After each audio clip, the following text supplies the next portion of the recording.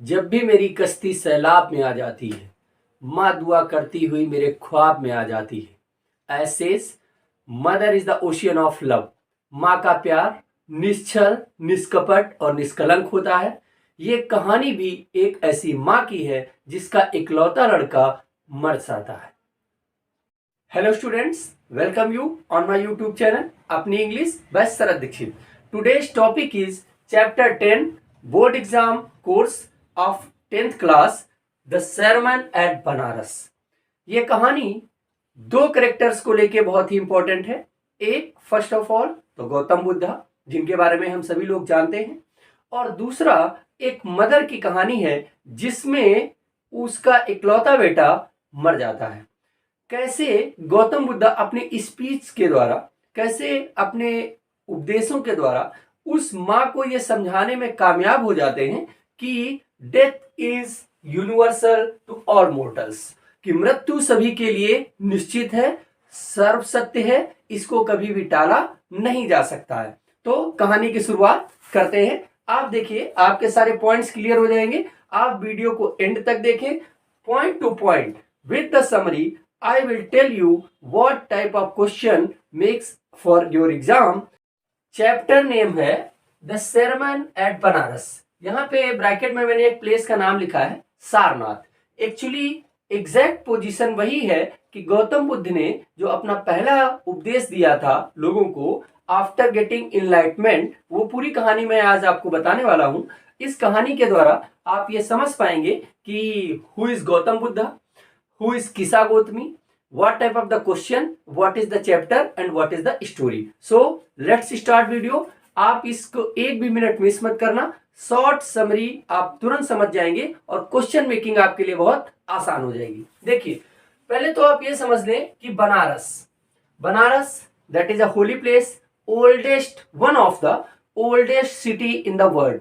किस कब इसका ओरिजिन हुआ, कौन इसका फाउंडर है, ये आज तक किसी को नहीं पता है। धार्मिक इतिहास से ये शिव जी के त्रिशूल पर स्थापित एक शहर है और इसका इतिहास से भी पुराना है।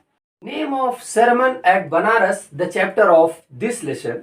अब आपको ये समझना है कि सरमन क्या है।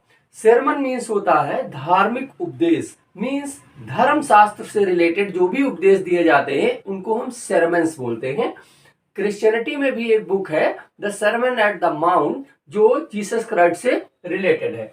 अब यहाँ पे ये समझना है कि जो गौतम बुद्ध ने फर्स्ट स्पीच दिया था अपना आफ्टर इनलाइटमेंट, ज्ञान प्राप्ति के बाद, उसको बोलते हैं सरमन। तो ये हो गया आपके लेसन का नाम। अब कहानी समझते हैं कि पहले इन पॉइंट्स के थ्रू आप समझ लें कि गौतम बुद्ध कौन थे। आप फर्स्ट ऑफ ऑल क्या पॉइंट है, Gautam Buddha was born as a royal prince Kapilvastu, his name was Siddhartha. Means पहले ये समझ लें, गौतम बुद्ध जो थे उनका बचपन का नाम सिद्धार्थ था और वो एक रॉयल फैमिली में बर्थ हुए थे। मतलब उनका जो जन्म हुआ था वो एक रॉयल फैमिली में हुआ था, शाही राजसी परिवार में हुआ था। उनके फादर का नाम सुद्धोधन था और उनकी मदर का नाम महामाया था। मदर उनकी जो थी वो बर्थ के टाइम पे ही उनका डेथ हो गया था और उनकी जो देखभाल थी वो एक गौतमी नाम की उनकी मासी लगती थी, उन्होंने किया था। इसीलिए इनका जब इनलाइटमेंट हुआ तो बचपन में भी इनका नाम जो था वो सिद्धार्थ गौतम था। इस कहानी में यही बताया जाएगा आपको कि सिद्धार्थ गौतम इनका बचपन का नाम था, लेकिन शॉर्ट मतलब सिंपली हम इनको सिद्धार्थ कहते हैं। और गौतमी नाम की इनकी एक मासी थी, मतलब रिलेशन बाय मदर, माँ से रिलेटेड थी, तो उन्होंने इनकी देखभाल किया था। और इनके फादर का नाम जो था वो सुद्धोधना था और मदर का नाम जो था वो महामाया। फर्स्ट ऑफ ऑल मैं आपको शॉर्ट में गौतम बुद्ध के बारे में बता देता हूँ। गौतम बुद्ध जो थे वो फाउंडर ऑफ बुद्धिज्म है और वो गॉड हैं, गॉड का एक अवतार है। हमारे यहाँ हिंदुज्म बुद्धिस्ट में क्या होता है कि हम अवतारवाद में बिलीव करते हैं, तो गौतम बुद्ध जो थे वो भी एक विष्णु का अवतार माने जाते हैं जो लोगों की भलाई के लिए इस दुनिया में आए हुए थे। तो उनका जन्म जैसे मैंने अभी बताया आपको कि कपिल वस्तु में हुआ था और कपिल वस्तु जो है now days situated in the Nepal border, means book में ये लिखा रहता है कि नॉर्दर्न इंडिया के किसी एक छोटे स्टेट में हुआ था, बट आपको ये समझ लेना है कि कपिलवस्तु जो इस समय नेपाल में सिचुएटेड है करंट टाइम में, तो एक रॉयल फैमिली में हुए थे। पुराने टाइम में परंपरा थी कि जब कोई सन होता था, आज भी ऐसी परंपरा है कि जब बच्चा होता है तो ज्योतिषी को बुला के उसके भविष्य के लिए कुंडली बनवाई जाती है और वो उसको प्रेडिक्शन मिलता है कि आगे इसका होने वाला भविष्य कैसा होगा। तो जब रॉयल फैमिली का बच्चा था तो राजा ने भी बहुत सारे हेरमिट्स को बुलाया, बहुत सारे एस्ट्रोलॉजर्स को बुलाया और पूछा कि इसका भविष्य क्या होगा। तो उसमें से जो जनरल ओवरऑल आइडिया निकला वो ये निकला कि अगर ये एक राजा बनता है तो इसकी फेमसिटी जो होगी वो 7 स्टेट्स तक, 7 किंगडम्स तक होगी। लेकिन अगर ये मोस्ट प्रोबेबिलिटी क्या है, बड़ी संभावना क्या है कि ये एक हर्मिट बनेगा, मींस एक सन्यासी हो जाएगा। जो मोस्ट प्रोबेबिलिटी जो है एस्ट्रोलॉजर्स ने प्रेडिक्शन दिया गौतम बुद्ध के जन्म के टाइम पे कि ये एक हर्मिट होंगे और हर्मिट होने की वजह से इनकी जो फेमसिटी है वो ऑल ओवर द वर्ल्ड हो जाएगी। बट कोई भी राजा या कोई भी फादर ये नहीं चाहेगा कि मेरा बच्चा सन्यासी बने, और एक राजा तो बिल्कुल भी नहीं चाहेगा क्योंकि उसका जो होने वाला सन है वही नेक्स्ट किंग होता है स्टेट का। तो अगर वो सन्यासी हो जाएगा तो फिर स्टेट का किंग कौन होगा, ये एक प्रॉब्लम खड़ी हो गई। तो सुद्धोधना ने रॉयल पैलेस में सारे वो इंतजाम कर दिए कि कोई भी सिक man, old man, dead man, मरे हुए किसी व्यक्ति की खबर, ऐसी कोई भी खबरें या कोई भी व्यक्ति उस महल में, उस पैलेस में इंटर ही नहीं कर सकता था। और जितनी भी लग्जूरियस फैसिलिटीज थी वो अवेलेबल थी प्रिंस के लिए, मींस सिंगिंग, डांसिंग, इवनिंग के टाइम पे सारी चीजें। इवन उन्होंने, किंग सुद्धोधना ने प्रिंस सिद्धार्थ की जो मैरिज थी वो भी बहुत ही कम उम्र में कर दी थी। उनकी वाइफ का नाम था यशोधरा। अब कहानी में आगे बढ़ते हैं। तो महल में कोई भी चीजें ऐसी अलाउड ही नहीं थी आने के लिए। तो प्रिंस को कभी भी किसी पेन के बारे में, किसी सैडनेस के बारे में या किसी ग्रीफ के बारे में कोई नॉलेज नहीं था। एक दिन क्या होता है कि प्रिंस सिद्धार्थ के मन में एक डिजायर आती है। देखिए यहां पे मैंने लिखा है कि he went to visit the city. वो उसके मन में एक इच्छा जगती है, कुछ ऐसी सर्कमस्टेंसेस बन जाती हैं। मैं कहानी को ज्यादा लॉन्ग नहीं करूंगा, बट कुछ लोग से इंफॉर्मेशन, देखिए आप किसी भी चीज को छुपाना चाहें लेकिन कोई भी चीज बहुत दिनों तक छिपती है ऐसा बिल्कुल नहीं होता है, इसलिए कभी ना कभी तो डिस्क्लोज होना ही होता है। जैसे जैसे वो बड़ा होता जा रहा है तो कुछ बाहर की इंफॉर्मेशंस बाय समवन आती रहती हैं। तो उसके मन में एक दिन डिजायर आता है कि हम क्या करते हैं कि सिटी को देखने जाते हैं। तो फादर की परमिशन लेता है और सिटी को देखने जाता है। तो जब वो फर्स्ट विजिट में जाता है तब तो वहां पे क्या होता है कि सारा शहर जो है वो डेकोरेटेड हो जाता है by the order of the king. लेकिन सेकेंड टाइम में वो अपने एक चैरिएटर जिसका नेम होता है चन्ना, तो चन्ना के साथ में वो बिना इंफॉर्मेशन के, बिना किसी को बताए हुए चुपचाप शहर की विजिट पे जाता है। वहां पे वो एक ओल्ड मैन को, सिक मैन को और एक डेड मैन को, मींस फेनुरल प्रोसेशन को, दाह संस्कार या शव यात्रा, फेनुरल प्रोसेशन उसको क्या बोलेंगे, दाह संस्कार या शव यात्रा, उसको देख लेता है। तो फर्स्ट टाइम उसको ये पता लग जाता है कि जो भी इस दुनिया में आया है उसका मृत्यु निश्चित है।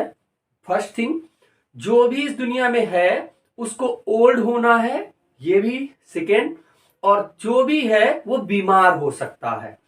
जैसे ही उसको ये सारी इंफॉर्मेशंस मिलती हैं प्रिंस को, मींस प्रिंस सिद्धार्थ को, वैसे ही वो पैलेस को लेफ्ट कर देते हैं। देखिए पॉइंट वाइज आप समझते जाना, और क्या करना, इनको नोट भी कर सकते हैं या आप इनका स्क्रीनशॉट भी ले सकते हैं, बट इन पॉइंट्स को अपने माइंड में बिठा के रखना है। देखिए क्या बताया मैंने कि पहले ओल्ड मैन, सिक मैन, डेड मैन को देखता है तो वो जान जाता है कि ओल्डनेस कुछ होता है, बीमारियां कुछ होती हैं, या डेथ भी कुछ है कि दुनिया में जो आया है उसको इस दुनिया से छोड़ के जाना है। तो वैसे ही वो क्या कर देते हैं, पैलेस को छोड़ देते हैं और went out in search of enlightenment, enlightenment means क्या होता है, इसको हिंदी में तो आप बोलेंगे तो बोला जाएगा ज्ञानोदय, मीन्स ज्ञान का उदय यानी ज्ञान का प्रकाश। तो वो ज्ञान प्राप्त करने के लिए कि रियल नॉलेज क्या है, उसके लिए वो महल को छोड़ देते हैं और चले जाते हैं बाहर। किसमें, किसके लिए जाते हैं, सर्च ऑफ एनलाइटनमेंट, और किसके लिए, रीजन ऑफ ग्रीफ। ग्रीफ मतलब क्या होता है, दुख। ग्रीफ मीन्स क्या है, दुख। दुखों का कारण क्या है और उसका सही ज्ञान क्या है जिससे कि हम इन दुखों को कम कर सकते हैं। इन सारी इंफॉर्मेशन गेट करने के बाद ओल्डनेस, सिकनेस और उसके डेथ मैन, इन सब की जो रीजंस मिल जाते हैं, तो ये एनलाइटनमेंट को सर्च करने के लिए महल छोड़ देते हैं, अपनी फैमिली को छोड़ देते हैं, अपनी वाइफ यशोधरा और इनका एक सन होता है जिसका नाम होता है राहुल, उसको छोड़ के ये बाहर वंडरिंग करने मतलब घूमने चले जाते हैं। किसकी सर्च में, ज्ञान की तलाश में, ज्ञान की तलाश में बाहर चले जाते हैं। अब देखिए, जब टहलते रहते हैं, घूमते रहते हैं, लेकिन जब इनको ज्ञान प्राप्त हो जाता है उस पीपल पेड़ के नीचे, तो ये क्या करते हैं, पहली बार वहां से आते हैं और उसके बाद सारनाथ, सारनाथ में जो बनारस में है वहां पे ये आके अपना पहला उपदेश देते हैं। ये चैप्टर जो टाइटल है ये वहीं से रिलेटेड है। अब मैं बात करता हूं सेकेंड थॉट यानी सेकेंड स्टोरी की, जो इसमें है और वही इस कहानी में मेन क्वेश्चन मेकिंग बनाती है गौतम बुद्ध से रिलेटेड। वो क्या है, यहां पे देखिए, ही टोल्ड किसा गौतमी। किसा गौतमी, इस टाइटल, इस नाम को आपको बिल्कुल करेक्ट याद रखना है। किसा गौतमी नाम की एक महिला है, whose son had died, जिसका जो इकलौता ओनली सन वो मर जाता है। अब जब बाहर घूमते रहते हैं तो कितने दिनों तक घूमते हैं, वो भी एक पर्टिकुलर डे और पर्टिकुलर डेट है, उसको भी आपको ध्यान रखना है कि ये 7 साल 7 years, after 7 years got enlightenment, यानी 7 साल घूमने के बाद फिर क्या होता है, ये थक हार के परेशान हो जाते हैं और इनको सही से ज्ञान प्राप्त नहीं होता है। कोई भी ऐसा पर्सन नहीं मिलता है जो इनको सही से नॉलेज दे सके या ये बता सके कि what is the reason of death, what is the reason of old age, what is the reason of sickness, ऐसा कोई भी रिप्लाई नहीं दे पाता है। फिर ये थक हार के क्या करते हैं कि एक पीपल के ट्री के नीचे, अंडर अ पीपल ट्री, उस पीपल के पेड़ के नीचे बैठ जाते हैं और फिर अपने आप में डिटर्मिनेशन कर लेते हैं, अपने आप में ठान लेते हैं। क्या ठान लेते हैं, 7 डेज तक वहां बैठे रहते हैं और कहते हैं जब तक रियल नॉलेज नहीं मिल जाएगा मैं यहां से उठूंगा ही नहीं, भले ही मेरी डेड बॉडी यहां से उठे। और ऐसा करने के बाद रियली में इनको नॉलेज गेट होता है। वो क्या मेरिकल है, गॉड की मैसेज आता है या गॉड खुद आके, मीन्स जैसे मैं पहले बता चुका हूं कि ये एक अवतारवाद से रिलेटेड हैं और इनको गॉड का ही जो पर्सनालिटी है उसी का एक सिंबल माना जाता है, इसलिए गॉड का जो ज्ञान है मृत्यु से रिलेटेड वो इनको 7 डेज के पीपल ट्री के बैठने के बाद प्राप्त हो जाता है।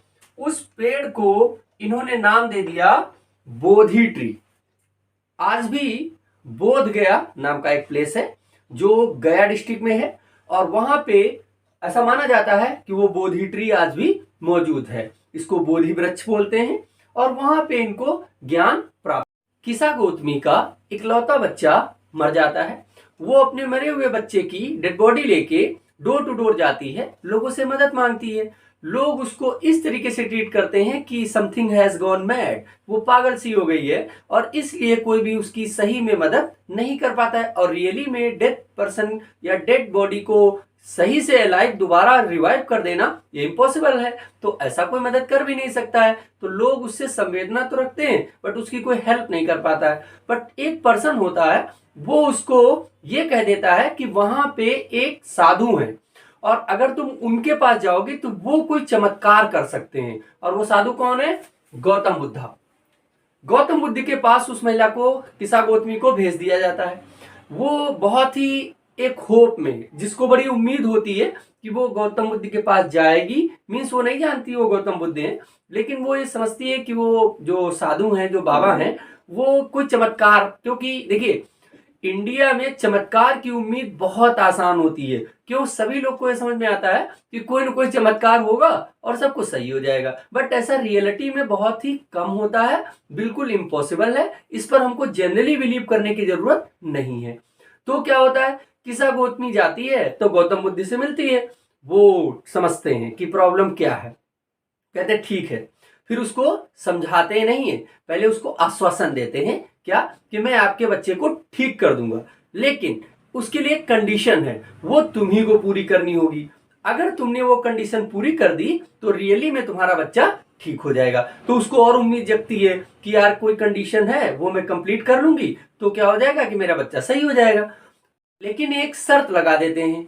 वो शर्त क्या होती है कि मस्टर्ड के सीड्स तुमको ऐसे घर से लाने हैं जिस घर में कोई भी पर्सन आज तक डेथ ना हुआ हो, मतलब किसी भी पर्सन की उस घर में मृत्यु ना हुई हो, उस घर से ही तुमको वो सीड्स लाने हैं।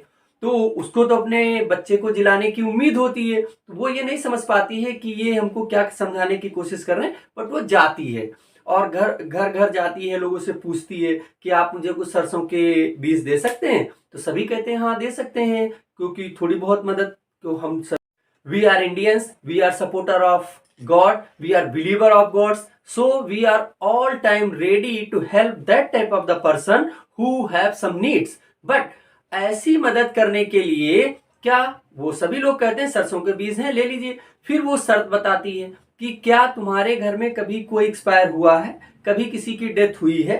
तो फिर सभी लोग हाथ खड़े कर देते हैं कि नहीं भाई, मेरे घर में मेरे चाचा, मेरे ताऊ, मेरे पिताजी, मेरी माँ जी, मेरे दादाजी, मेरे अनगिनत लोग, यहाँ तक कि मरने वाले लोगों की संख्या ज्यादा है इस घर में और जो अभी जिंदा है उनकी संख्या कम है। ये सभी घरों में होता है, क्योंकि हम अगर पीछे से अगर काउंट करें तो मरने वालों की संख्या ज्यादा हो जाएगी और जो लिविंग है वो तो 4, 5, 10 मैक्सिमम ऐसे हो सकते हैं, और जो डेथ हो चुके हैं उनकी संख्या तो अनगिनत में है। तो जैसे ही ये शर्त आती है तो लोग हाथ खड़े कर देते हैं कि नहीं, हमारे घर में तो मर चुके हैं, आप चाहो 20 तो ले जाओ, लेकिन मर चुके हैं तो उससे आपकी शर्त पूरी नहीं होगी। अल्टीमेटली वो शहर से थक हार के शाम को बाहर आती है। एक भी घर ऐसा नहीं मिलता है जिसमें कोई मरा ना हो। अब जब वो पूरे शहर से थक हार जाती है, कहीं भी उसको ऐसा कोई घर नहीं मिलता है जिस घर में कोई एक्सपायर ना हुआ हो, तो उसको सीट्स भी नहीं मिल पाते हैं, तो वो अब हताश हो जाती है और उसको कुछ न कुछ समझ में आने लगता है। तब वो जब शहर से बाहर आती है और दूर से शहर को देखती है तो वहां पे फ्लिकर्स ऑफ लैम्प्स, दिया टाइप के जलते हैं, और वो जिसे वहां पे कोई दिया जलता दिखाई देता है फिर वो बुझ जा रहा है, फिर कहीं दूर कोई दिया जलता दिखाई दे रहा है वो भी बुझ जा रहा है। तो उसको ये बात समझ आती है कि जो दिया जलता है वो कभी न कभी वो बुझता भी है। अल्टीमेटली वो हार के गौतम बुद्ध के पास वापस आती है। फिर गौतम बुद्ध से पूछते हैं कि क्या तुमको बीज मिले, आप ऐसा सर्वाइव, तो वो कहती है नहीं बीज तो नहीं मिले, लेकिन मुझे समझ आ गया कि मृत्यु जो है वो यूनिवर्सल है। यही गौतम बुद्ध उसको समझाना चाहते हैं कि ये एक नेचुरल प्रोसेस है, who is born in this world will die a day, यानी जो भी इस दुनिया में आया है उसको एक ना एक दिन इस दुनिया को छोड़ के जाना है। ये मैसेज ही बुद्धिज्म का सबसे बेस्ट मैसेज है, जो ये समझाने के लिए प्रूव कर लेता है या ये आपको समझा देता है कि ये डेथ यूनिवर्सल है और सभी दुखों का जो रीजन है वो मोह है। हम जितना मोह करते जाएंगे उतना ही हमारे दुख बढ़ते जाएंगे, और जब हम मोह माया से दूर होते जाएंगे तो हमको कभी भी दुख नहीं होगा। इस लेसन का जो मैसेज है वो यही है कि डेथ इज द यूनिवर्सल, वो सभी के लिए होती है। और आपको गौतम बुद्ध से इसी प्रकार के, क्यों, Gautam Buddha is a God, तो गौतम बुद्ध से आपको इसी प्रकार के मैसेज की उम्मीद होती है और इस तरीके से कहानी खत्म हो जाती है, इस कहानी का एंड हो जाता है। अब सवाल ये उठता है कि क्वेश्चंस कैसे बन सकते हैं। तो क्वेश्चन, जैसे मैंने आपको पूरी स्टोरी बताई है तो आप ध्यान से समझ लें कि किसा गौतमी कौन है, उसका लड़का एक्सपायर होता है, वो किस चीज की नीड में इधर उधर घूमती है, वो मस्टर्ड सीड कहां कहां से लाने की कोशिश करती है, फिर लोग उसको क्या क्या रिप्लाई देते हैं, फिर उसको समझ में कैसे आता है कि डेथ यूनिवर्सल है, और गौतम बुद्ध की जो स्टोरी है, गौतम बुद्ध का कैरेक्टर और गौतम बुद्ध ने कहाँ पे ज्ञान प्राप्त किया था और गौतम बुद्ध किस प्रकार के लाइफ स्टैंडर्ड में रहते थे, ये सारे क्वेश्चन इससे बनते हैं। इन पॉइंट्स को आप बहुत ध्यान से नोट कर लें या इसका एक स्क्रीनशॉट ले लें। This is the end of this story.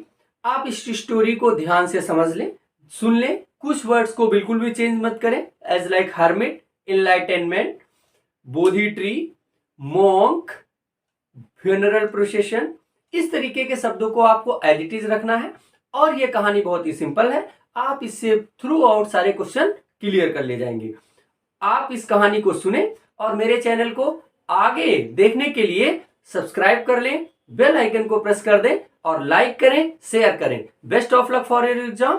That's it. Vande Mataram. जय हिंद।